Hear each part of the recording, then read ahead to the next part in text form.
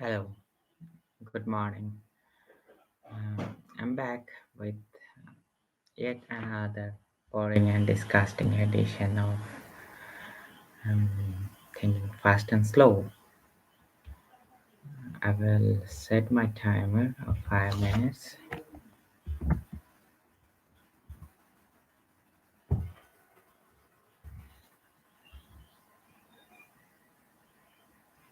Okay,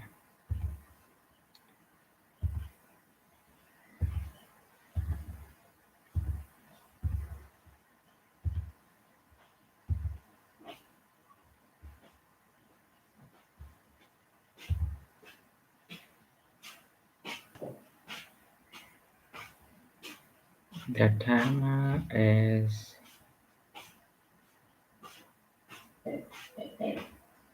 on. The mechanism that causes these mental events has been known for a long time. It is the associative um, look association of ideas. We all understand.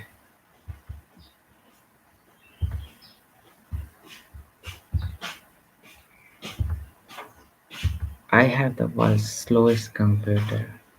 From experience that ideas follow each other in our conscious mind in a fairly orderly way. The British philosophers of the 17th and 18th centuries searched for the rules that explain such sequences.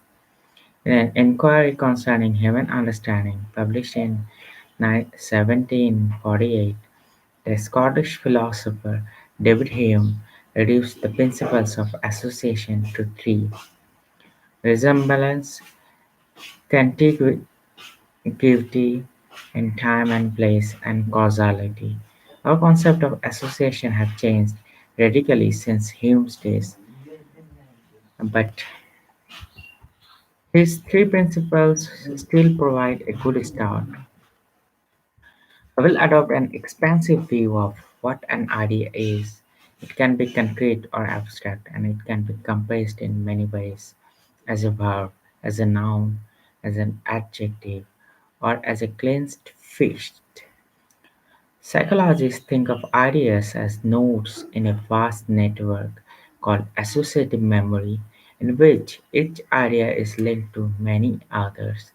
There are different types of links. Causes are linked to their affects: virus, cold; things to their properties: lime, green; things to the categories to which they belong: banana, fruit. Um, One way we have advanced beyond Hume is that we no longer think of the mind as going through a sequence of conscious ideas one at a time. In the current view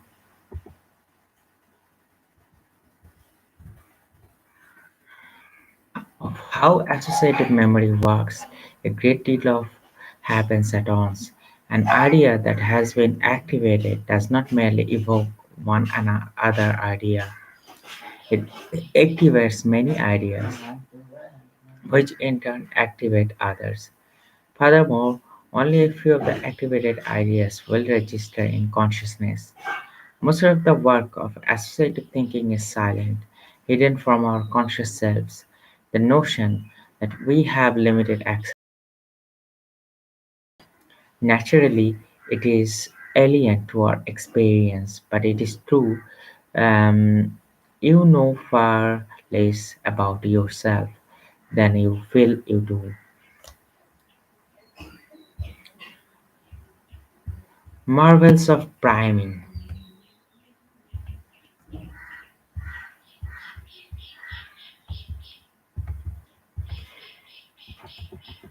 As is common in science, the first big breakthrough in our understanding of the mechanism of association was an improvement in a method of measurement. Until a few decades ago, the only way to study associations was to ask many people questions such as, "What is the first word that comes to your mind when you hear the word day?" The researchers tallied the frequency of responses such as night, sunny, or long.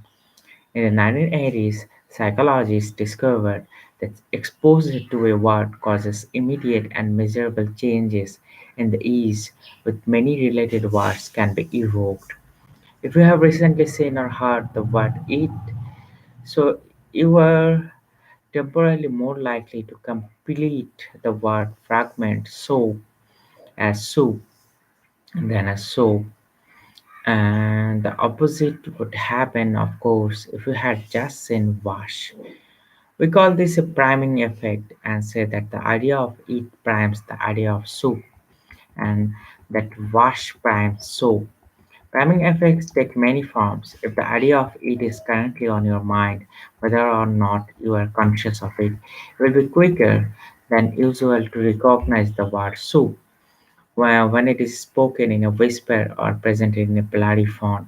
And of course, you are primed not only for the idea of soup, but also for a multitude of food related ideas, including fork, hungry, fat, diet, and cookie. If for your most recent meal you sat at a verbally restaurant table, you will be primed for a verbally as well. Furthermore, the primed ideas have some ability to prime other ideas, although more weakly. Like ripples on a pond, activation spreads through a small part of the vast network of associative ideas. The mapping of these ripples is now the most exciting pursuit in psychological research.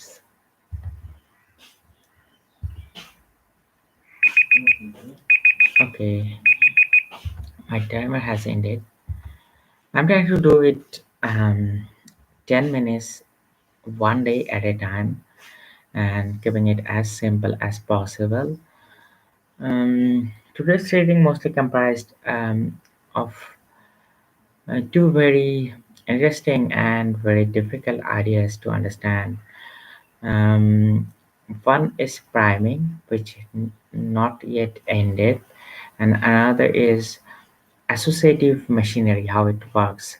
Like when you invoke any idea in mind, it doesn't come as a single idea. It comes as a mm,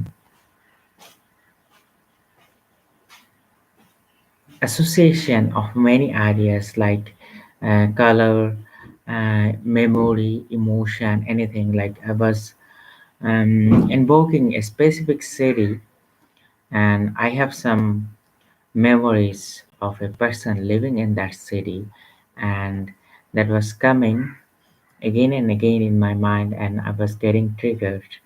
And secondly, about priming, I have the very interesting example. Recently, I was visiting a factory, and there was a weight machine in the factory, and um, me and my brother went to the weight machine, and we started jumping for some time.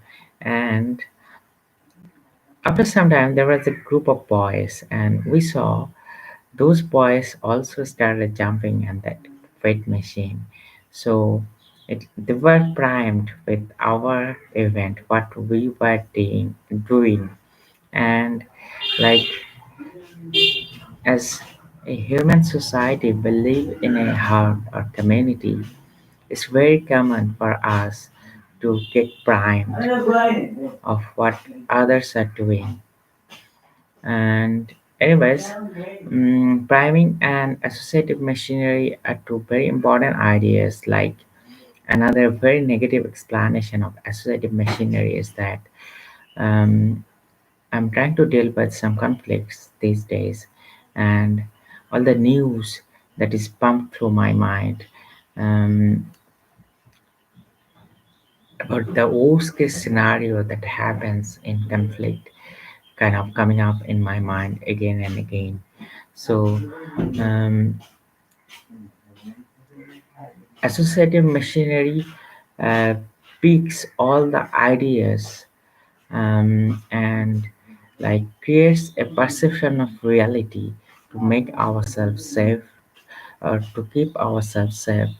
And I will conclude with like I only know very few about myself. That's why I'm reading this book, because this is a glossary of my mind's habit pattern. So hopefully, I will come back tomorrow morning 6 a.m. Again, and looking forward.